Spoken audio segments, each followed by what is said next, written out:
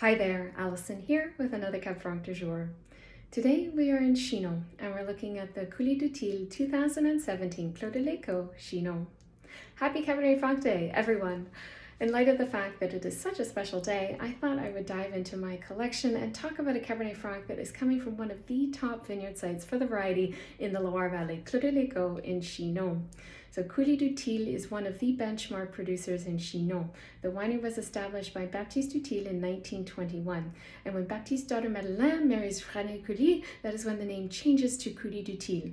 And today, Arnaud Couly, who's the fourth generation and Madeleine's grandson, is the one that is running the estate. Now, the estate spans around 90 hectares in Chinon, and of that, about 80 hectares or so are planted with Cabernet Franc vines. Now, of all of their vineyard holdings, their two most prized sites are Clos de l'Eco and also Clos de l'Olive, and both of these vineyards are located in the commune of Chinon.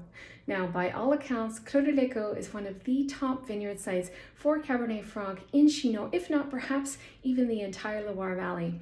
Baptiste Dutheil purchased his first hectare here back in 1925, and over the course of time, the winery continued to buy up all the remaining parcels, and today, Clos de l'Eco is in fact a monopole site for Couly-Dutheil, and the vineyard spans around 17 hectares in total.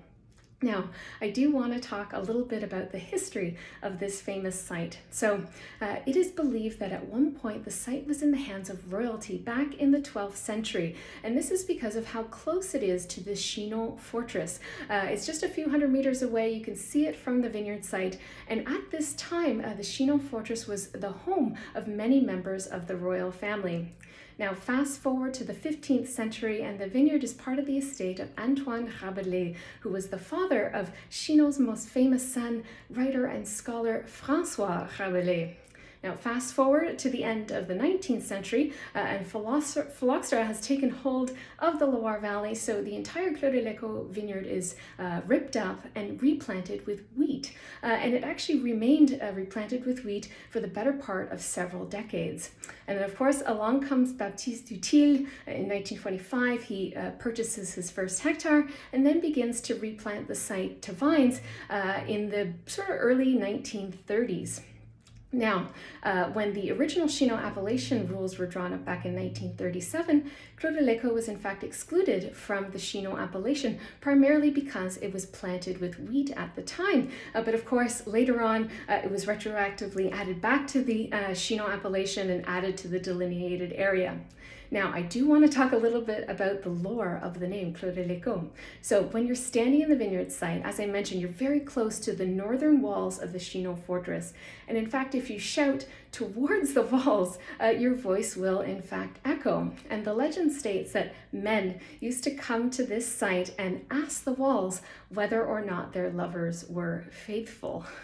And I love tidbits like this, like when you're learning about wine and vineyards and different stories, because it's those little nuggets that make the experience, that make enjoying a bottle like this so much more special. Now, I do want to talk a little bit about the viticulture, of course. As I mentioned, this vineyard is in the commune of Chinon, so we're on the north side of the right bank of the Vienne River, and we are on, for the most part, we are on a rather steep south-facing slope, but there is a portion of the vineyard, about 5 hectares, that's towards the top of the site that is on a bit more of a plateau here and sloping gently towards the north.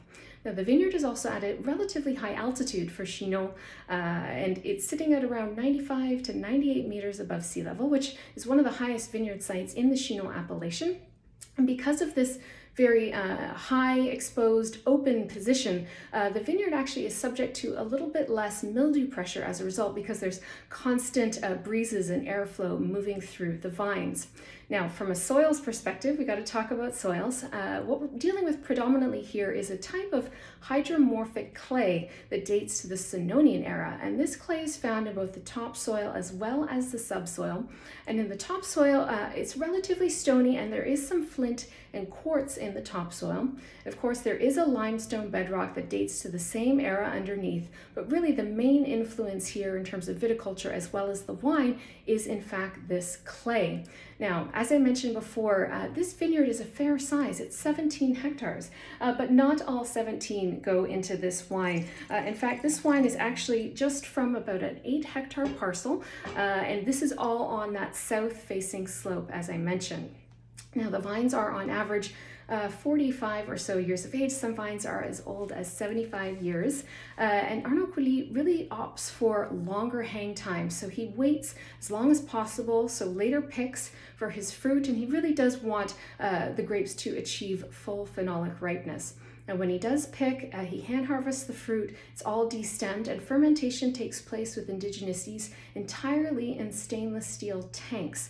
And there is an extended post-fermentation maceration of about 4 weeks, so relatively long. And they do some gentle pigeage during this time. And Arnaud also prefers shorter élevage. So he's bottling this wine typically after about 12 months entirely in stainless steel. So no wood aging on this wine whatsoever. And then finally, the winery does do some bottle aging. So they will age this then in bottle for around 2 to 3 years before release. So let's dive in. Now, immediately, the nose is very primary and very youthful, which stands to reason. This is a relatively new release from the estate, and it is a 2017 vintage. But the fruits do lean a little bit more on the darker spectrum, a little bit sweeter as well. I'm getting like some black cherry, a little bit of black raspberry. There's a touch of black currant here, maybe even a touch of kirsch. But it does lean a bit more fruit forward as opposed to herbaceous or earthy or savory. But there is just a kiss of pyrazines, sort of some nice herbal notes, maybe even a touch of cedar there. But the nose does lean a little bit darker, a little bit sweeter, but definitely not overripe at all on any account.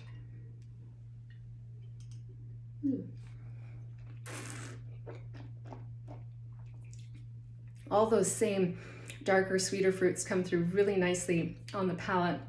But there's actually a little bit more of an underlying savory note on the palate, which is quite nice because it's offsetting some of those sweeter, darker fruits. So I'm getting a little bit more of some wet autumn leaves, a little bit of potting soil. There's a bit of crushed rock here as well. There's a nice spice note on the palate, which is quite lovely. A bit of clove, a little bit of allspice, maybe even a touch of dark chocolate notes as well.